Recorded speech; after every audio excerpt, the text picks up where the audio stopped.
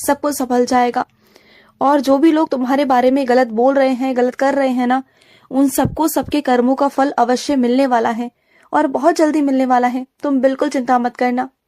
और सुनो, जिस बच्चे को तुम पढ़ाते हो ना, उसकी शिक्षा में कोई कमी ना आए मेरे बच्चे, इस बात का ध्यान रखना। जो तुम निस्वार्थ भाव से उस बच्चे को पढ़ा रहे हो ना, उस बच्चे की शिक्षा बहुत जरूरी है मेरे बच्चे, क्योंकि वो बच्चा आगे पढ़ना चाहता है। उसके कोई हाथ नहीं, उसका कोई मददगार नहीं, उसके सर पर कोई साया नहीं जो उसकी मदद करे। तो उसे सही मार्गदर्शन देना, उसे पढ़ाना मेरे बच्चे, उसे शिक्षा देना, ये तुम्हारा काम है। जो जिम्मेदारी तुम्हें मैंने सौंपी है ना, जो सेवा तुम्हें मैंने सौंपी है ना, उस सेवा को श्रद्धा भाव से निभाओ मेरे बच्चे, निस्वार्थ भाव से निभाओ। और मैं तुमसे कहना चाहता हूँ ना कि तुम ना खुश रहा करो। अगर कल को ये वक्त निकल गया ना, तो तुम पछताओगे, परेशान हो जाओगे। रोने के अलावा ना कुछ नहीं होगा तुम्हारे पास।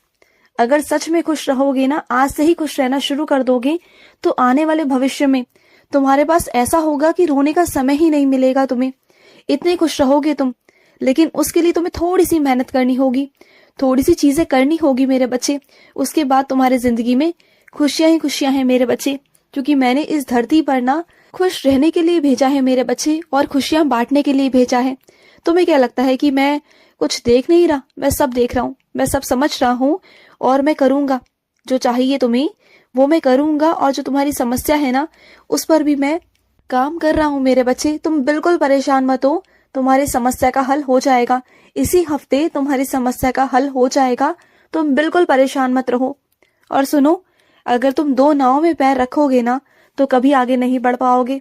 एक कदम आगे रखो, लेकिन एक ही नाव पर। सही तरीके से अपने आप को संतुलित करके मेरे बच्चे, तभी आगे बढ़ पाओगे। नहीं तो तुम्हारी नैया डूब जाएगी मेरे बच्चे। मेरा हाथ थाम लो और उस कदम को आगे बढ़ा लो। मैं तुम्हारे साथ खड़ा हूँ, लेकिन हमेशा याद रखना, तुम दो नावों में पैर नहीं रखोगे मेरे बच्चे, याद रखना, नहीं तो डगमगा जाओगे। और सुनो, जो ये बासा खाना होता है ना मेरे बच्चे, जो ये बासी चीजें होती है ना, इसे खाया मत करो।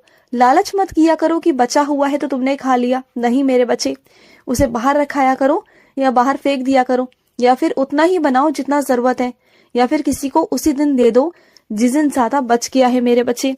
लेकिन इस तरह से खाने की बेकदरी, उनका व्यर्थ मुझे बिल्कुल पसंद नहीं मेरे बच्चे, क्योंकि इसी खाने के लिए ना कई मेरे बच्चे सड़क पर बैठ कर ना भूखे रोते हैं, भूखे प्यासे तड़पते हैं मेरे बच्चे। तो उन लोगों की कम से कम ये सोच करना, ये चीजें मत करो मेरे बच्चे। अन्न की बर्बादी मुझे बिल्कुल पसंद नहीं है मेरे बच्चे, बिल्कुल नहीं। और सुनो, जो फैसले तुम नहीं ले पा रहे हो ना,